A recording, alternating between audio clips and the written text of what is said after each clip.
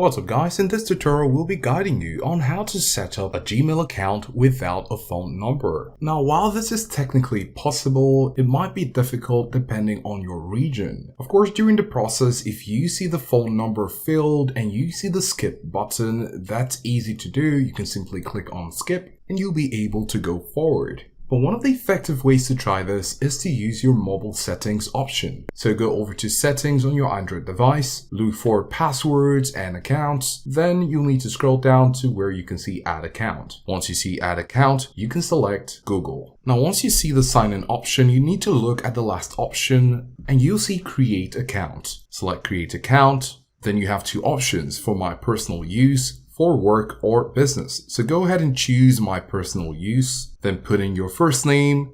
Your last name is actually an option, so you can just put your first name, then provide your basic information. Then after you do that, you can see some suggestions for your email.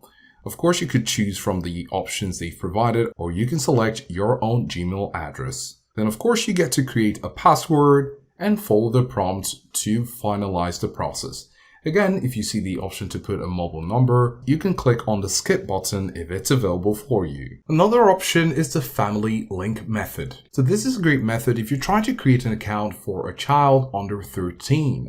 You can create a child account through the Google Family link. So here's how you can do it. At the top right area, you want to click on settings in your browser and then you can click on new private window. Then you want to type in gmail.com and then you can click on create account. And then you have the option for my child. Click on for my child. And then of course you could follow the processes to create a child account.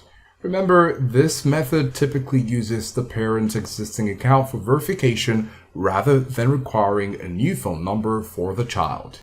And lastly, the other option is still in incognito browsing or private browsing. So of course, if you're at the create account option, you can click on create account. And this time, instead of saying for my child, you can say for my personal use, then put in your name. And after clicking on next, you provide your basic information, then click on next, select one of the suggested email names, or you can create your own Gmail address. Then you can create your password and confirm it and click on next to finalize the process.